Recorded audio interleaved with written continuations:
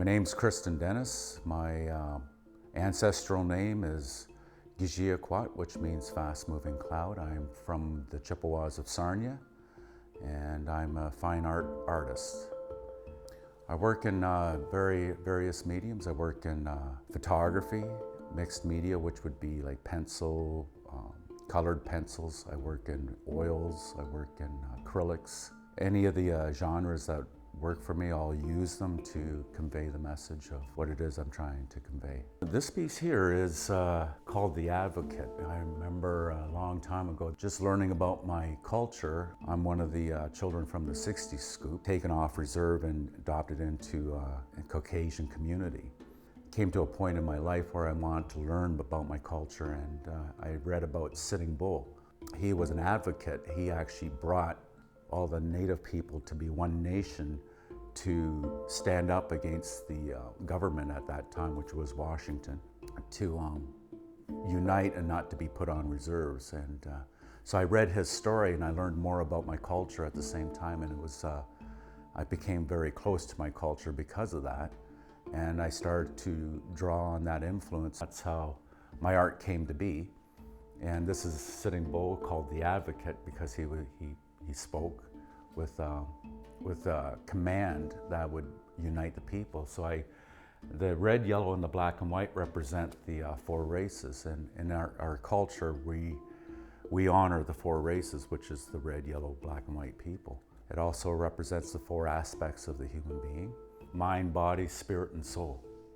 In my culture, we have the medicine wheel, which has the four directions, and so that's in representation of that as well.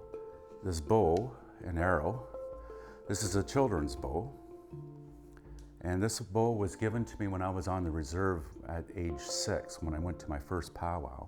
It was made for me because I remember going to my first powwow and I was just in total awe. I saw the dancers, they were dressed up in their regalia. They had their bustles on the back and these bustles on their heads. And this one dancer, he was dancing with a bow and arrow. And he would dance like he was hunting, like he was pointing his arrow at something. And I remember watching him, and I was so engrossed with what he was doing. And as a child, I was so fascinated. And I remember him dancing and like he was hunting, and he looked like he was trying to shoot something, and then he'd dance again, and then he stopped and he aimed his arrow, and then he pretended he shot something. And I remember him watching him like he danced up to where he shot his arrow. And he was dancing in a circle looking to the ground. And he was pleading and he was beating his chest. And I couldn't understand, why was he beating his chest? And he was looking down. And I realized at that moment that he shot something. And he was feeling terrible, and he was looking up to the Creator, and he had tears in his eyes like he killed one of his brothers. And I remember him looking down, and then all of a sudden he started dancing around in a circle around his kill. And he was like he was praying and asking for forgiveness.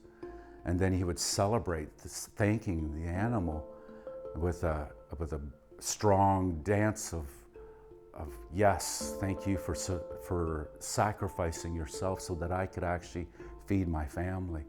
And I just never forgot that from being 6 years old. And I thought right there and then I wanted to be a dancer or something connected to my culture.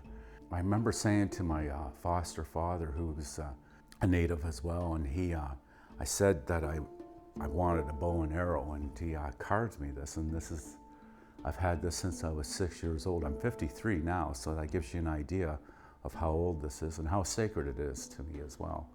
My name's Christin Dennis. You can see some of my work at christindennis.com. I look forward to the live show that Cahoots is airing on January 7th. Thank you very much.